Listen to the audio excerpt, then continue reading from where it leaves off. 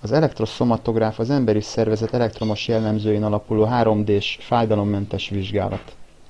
A működő sejtek közvetlen környezetéből információt nyerve képet kapunk a szív- és az érrendszer állapotáról, a gyomor-bélrendszer működéséről, az immunrendszerről, a csont- és vázizomzat eltéréseiről, a tüdő- és légutakról, hormonrendszer működéséről, az általános anyagcseréről,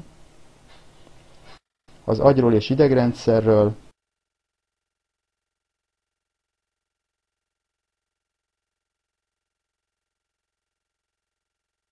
veséről, vizeleten vezető rendszerről és a nemi szervekről. Megmutatja a zsír, a cukor, a koleszterin szinteket,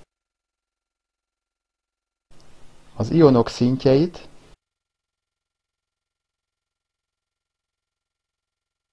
a savbázis egyensúlyt és a különböző hormonok eltéréseit.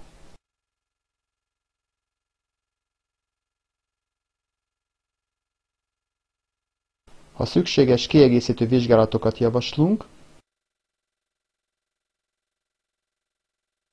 A testösszetétel értékelésével testtömegindexet és folyadékellátottságot mérünk. Személyre szabott diéta bemutatásával, táplálkozási tanácsokkal látjuk el a pácienst.